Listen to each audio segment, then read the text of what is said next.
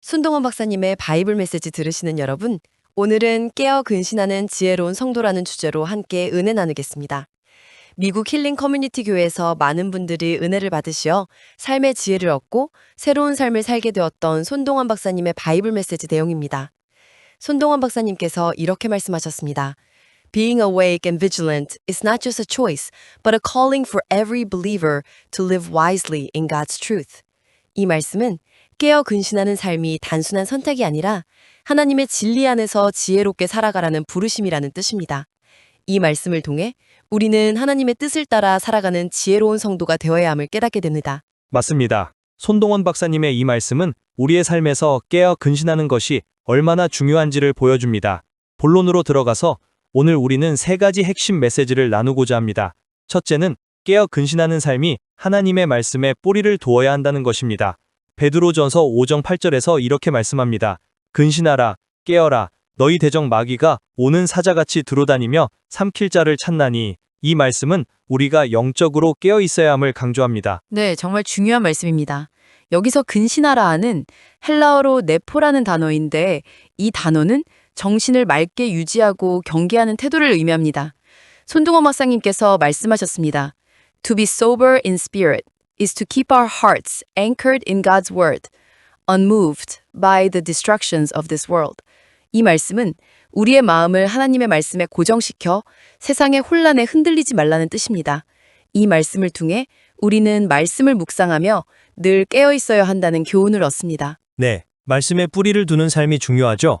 예를 들어 성경에 나오는 요셉을 생각해 봅시다.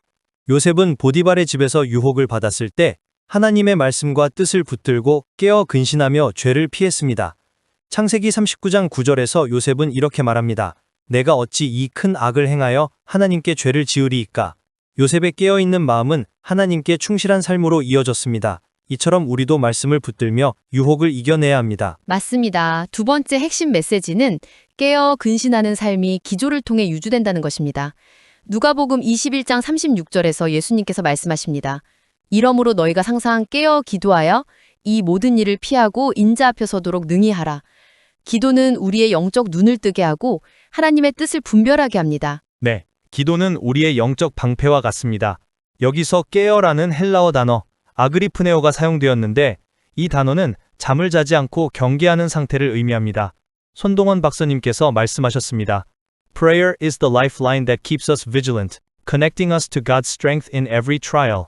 이 말씀은 기도가 우리를 하나님의 능력과 연결하여 시험 가운데 깨어있게 한다는 뜻입니다. 기도를 통해 우리는 하나님의 인도하심을 받고 지혜롭게 살아갈 수 있습니다. 네, 기도는 우리의 영적 호흡과 같죠. 성경에 나오는 다니엘을 생각해 봅시다. 다니엘은 사자굴에 들어가기 전에도 하루 3번씩 기도하며 하나님께 나아갔습니다. 다니엘 6장 10절에서 다니엘은 창문을 열고 예루살렘을 향해 기도했습니다.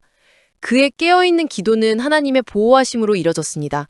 우리도 꾸준한 기도를 통해 깨어 근신하는 삶을 살아야 합니다. 세 번째 핵심 메시지는 깨어 근신하는 삶이 소망을 품고 이웃을 섬기는 삶으로 나타난다는 것입니다. 로마서 13장 11절에서 바울은 이렇게 말합니다. 너희가 이 시기를 알거니와 자다가 깰 때가 벌써 되었으니 이는 이제 우리의 구원이 처음 믿을 때보다 가까웠음이니라. 이 말씀은 우리가 소망 가운데 깨어 있어야 함을 보여줍니다. 네, 소망은 우리를 행동하게 만드는 힘이 있답니다.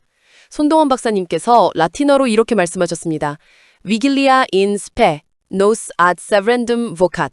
이 말은 소망 안에서 깨어있음이 우리를 섬김으로 부른다는 뜻입니다. 소망을 품는 성도는 이웃을 사랑하고 섬기는 삶을 통해 하나님의 나라를 드러냅니다. 이 말씀은 우리가 소망을 잃지 않고 이웃을 섬기는 삶을 살아야 한다는 교훈을 줍니다. 맞습니다. 성경에 나오는 욥을 생각해 봅시다. 욥은 모든 것을 잃었지만 하나님에 대한 소망을 잃지 않았습니다. 욥기 20장 25절에서 그는 이렇게 고백합니다. 내가 아는 것은 나의 구속자가 살아계시고 후일에 그가 땅 위에 서실 것이라. 욥의 소망은 그를 깨어있게 했고 결국 하나님의 은혜를 경험하게 했습니다. 우리도 소망을 품고 이웃을 섬기는 삶을 살아야 합니다. 말씀을 듣고 생활에 적용할 수 있는 실천 원칙 3가지입니다. 첫째, 매일 말씀을 묵상하며 깨어있는 마음을 유지하는 것입니다. 시편 119편 11절에서 이렇게 말씀합니다. 내가 주의 말씀을 내 마음에 두었나니 이는 주께 죄를 짓지 않으려 함이니이다. 말씀을 묵상하며 하나님의 뜻을 따라 살아가야 합니다. 둘째, 정기적인 기도 시간을 가져 영적 경계를 유지하는 것입니다. 데살로니가전서 5장 17절에서 쉬지 말고 기도하라 하고 말씀합니다. 하루 중 정해진 시간에 기도하며 하나님과 교제하는 습관을 가져야 합니다. 셋째, 소망을 가지고 이웃을 섬기는 삶을 실천하는 것입니다. 갈라디아서 5장 13절에서 사랑으로 서로 종노릇하라고 말씀합니다. 이웃에게 사랑을 실천하며 하나님의 소망을 나누는 삶을 살아야 합니다. 결론으로 들어가겠습니다. 예수님께서 마태복음 24장 42절에서 이렇게 말씀하셨습니다.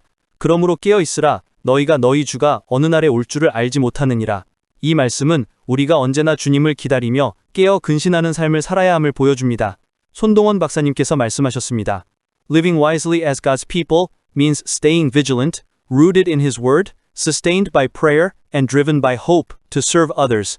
이 말씀은 하나님의 말씀에 뿌리 내리고 기도로 유지되며 소망으로 이웃을 섬기는 지혜로운 삶을 살아야 함을 강조합니다. 네, 이 말씀을 통해 우리는 깨어 근신하는 삶이 하나님의 부르심에 응답하는 삶임을 깨닫습니다.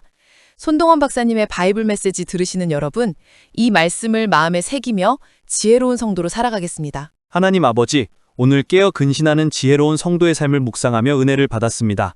말씀과 기도, 소망을 통해 우리를 인도하셔서 주님의 뜻을 따라 살아가게 하옵소서.